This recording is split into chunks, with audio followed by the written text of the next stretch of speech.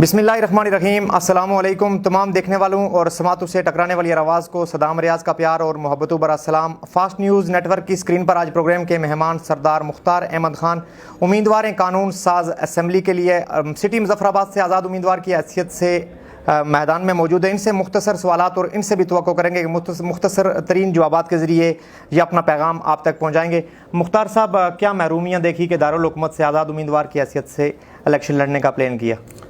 सबसे पहली बात तो ये है कि आम आदमी की हुक्मरानों तक रसाई नहीं है। सही, कोई बंदा तस्वर भी नहीं कर सकता कि वो MLA तक डायरेक्ट जा सके। तो मैं इंशाल्लाह मेरे दरवाजे घर के, मेरे ऑफिस के खुले रहेंगे। 2016 से 2021 पाकिस्तान मुस्लिम लीग नून का इक़्तिदार, राजा फारूक हैदर साहब का दौरे इक़्तिदार दारुल हुकूमत मुजफ्फराबाद और मुजफ्फराबाद डिवीज़न के लिए कैसा रहा? मुजफ्फराबाद के लिए उन्होंने कुछ भी नहीं किया जी। सही, उसके लिए मुजफ्फराबाद मौजूद है, डिवीज़न पूरा मौजूद है, अगर कुछ किया है तो दिखाएं। पाकिस्तान तहरीक इंसाफ और पाकिस्तान मुस्लिम लीग नून अपना मुकाबला दारुल हुकूमत की सीट पे बासियत आज़ाद उम्मीदवार किसके साथ देख रहे हैं? ये थोड़ा मुश्किल सवाल है। सही, ये चूँकि डेली बेसिस पे सूरत हाल चेंज हो रही है, तो इस वक्त मैं आपको इस बारे में कुछ नहीं कह सकता। ये अगले 4 दिनों के बाद अंदाज़ा होगा कि हमारा मुकाबला किसके साथ। मुख्तार भाई साहब, ऐसा कौन सा विजन रखते हैं कि अगर दारुल हुकूमत के लोग आपको असम्बली में भेजते हैं तो उनके लिए आप क्या क्या काम करना चाहते हैं? मैं यहाँ पे सियाहत को फ़रोग देना चाहता हूँ। सही, उससे एक तो सियाह यहाँ आएगा, दूसरा ये है कि वो हमारे बहुत सारे बेरोज़गार एडजस्ट हो जाएंगे, लोगों को रोज़गार मिलेगा और हमारे शहर की, हमारे आज़ाद कश्मीर का एक अच्छा तारफ़ हो जाएगा। पाकिस्तान मुस्लिम लीग नून का दौरे हुकूमत था। रियासत आज़ाद कश्मीर में मुस्लिम लीग नून ये दावे करती है कि उन्होंने कंस्ट्रक्शन में और सड़कों के जाल बिछाए। आप मुस्लिम लीग नून के कायद फारूक हैदर की इस स्टेटमेंट को किस एंगल से देखते हैं? देखें, बाकी डिवीजन में शायद कामकाज हुआ हो रोड्स का, मैं मुजफ्फराबाद डिवीजन की बिलखसूस बात करूँगा। और मैं कंस्टिट्यूंसी जो LA-29 सिटी मुजफ्फराबाद, यहाँ कोई कामकाज नहीं हुआ। यहाँ के लोगों का जो मेन मसला है सीवरेज का, उस मसले को मुस्लिम लीग नून की हुकूमत ने भी नहीं किया, पाकिस्तान पीपल्स पार्टी की हुकूमत ने भी नहीं किया। आज़ाद उम्मीदवार की हैसियत से लोग आप पर एतमाद करते हैं, तो आपका उनका ये मसला आपके प्रायोरिटी बुनियादों पे हल होगा? प्रायोरिटी बुनियादों पे इसलिए इसका हल होना ज़रूरी है कि यहाँ पूरे आज़ाद कश्मीर के लोग जो सर्विसेज में हैं यहीं पे बसते हैं यहाँ के। सही, बेशक उनका अपना हल्का इंतखाब अपना अपना है, वोटर बेशक हमारे कम है, लेकिन तादाद में मकानियत ज़्यादा है। लोगों को ये बुनियादी फैसिलिटीज़ तो चाहिए, ख्वाह वो बाहर का है। तो हमें जो फंड्स मिलते हैं वो सिर्फ अपने अफराद की तादाद से ही मिलते हैं, वो जो ओवरऑल मकानियत है उस एतबार से नहीं फंड्स मिल रहे।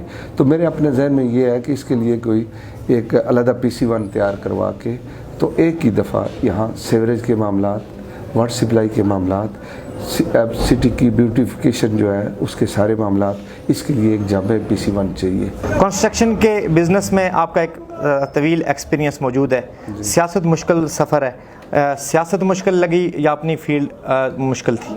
जिस चीज़ को आप दिलजमी से करेंगे वो आपके लिए आसान है। मुख्तार भाई साहब, आए रोज़ सोशल मीडिया पे और इलेक्ट्रॉनिक मीडिया पे भी खबरें गर्दिश करती हैं कि आप मुजफ्फराबाद दारुल हुकूमत के किसी और उम्मीदवार के हक़ में विड्रॉ हो जाएंगे, आप आज़ाद उम्मीदवार की हैसियत से इलेक्शन लड़ रहे हैं। यहाँ पे जो दीगर लोग पार्टीज़ के टिकट लेके मौजूद हैं और उनके साथ आपकी बार्गेनिंग चल रही है। अगर इस तरह की कोई खबर है या इस तरह की कोई बात है तो वो भी सुनने वालों तक पहुँचनी चाहिए। इसमें 0.1% भी कोई हकीकत नहीं है। सही, अगर मैंने बैठना होता तो टिकट की तकसीम के वक्त prime minister Pakistan, chairman PTI Imran Khan साहब ने मुझे ज़ाती तौर पे मीटिंग के लिए मदऊ किया। तो जब मुझे ये पता चला कि मुझे वो बिठाने के उसमें हैं, तो मैंने उनसे मुलाकात ही नहीं की। मैंने रिफ्यूज़ कर दिया कि मैं अवाम की अदालत में जाऊंगा। अवाम ने मुझे मुंतखब किया या रिजेक्ट किया, ये हक़ मैं सिटी मुजफ्फराबाद की अवाम को देता हूँ। मुखालफिन की तरफ से जो इल्ज़ाम लगता है, ये इल्ज़ाम तराशियाँ, ये इनका शेवा है। ये हर इलेक्शन में ऐसे ही करते हैं, हर रोज़ नई से नई अफवाह, नई से नई बात। इंशाल्लाह अब हर रोज़ मैं 15 से 18 प्रोग्राम कर रहा हूँ।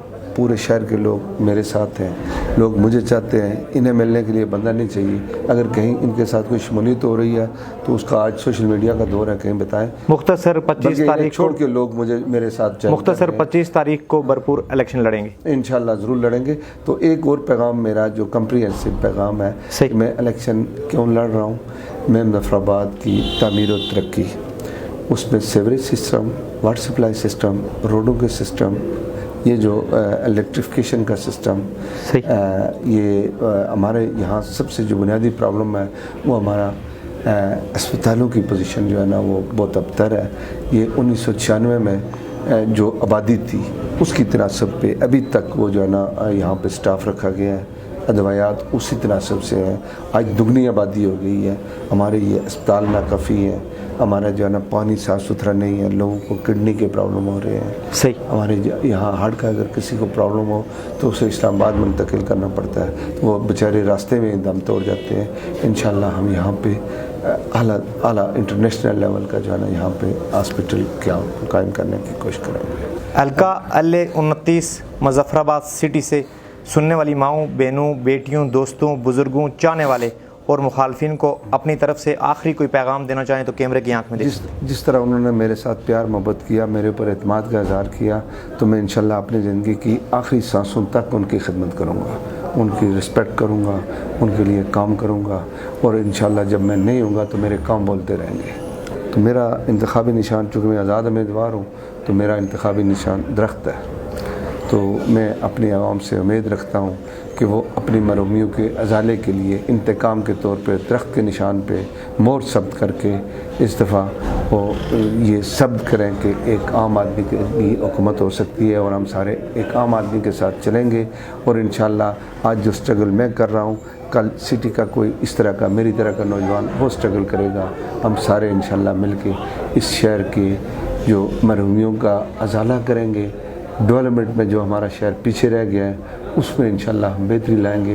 मैं यही जहन लेके आया हूँ कि मेरा चूँकि जहन एक कंस्ट्रक्शन से वाबस्ता है, मैं इंशाल्लाह कंस्ट्रक्शन के शोबे में तब्दीली लाऊंगा और बहुत शहर को इस्लामाबाद के म्यार का शहर बनाऊंगा। दारुल हुकूमत आज़ाद कश्मीर मुजफ्फराबाद सिटी से आज़ाद उम्मीदवार बराए कानून साज असम्बली सरदार मुख्तार अहमद खान की गुफ्तगू आपने सुनी। आप इस गुफ्तगू को किस एंगल से देखते हैं, कमेंट सेक्शन में तहज़ीब व तमद्दुन के दायरे में रहते हुए अपनी राय का इजहार ज़रूर कीजिएगा।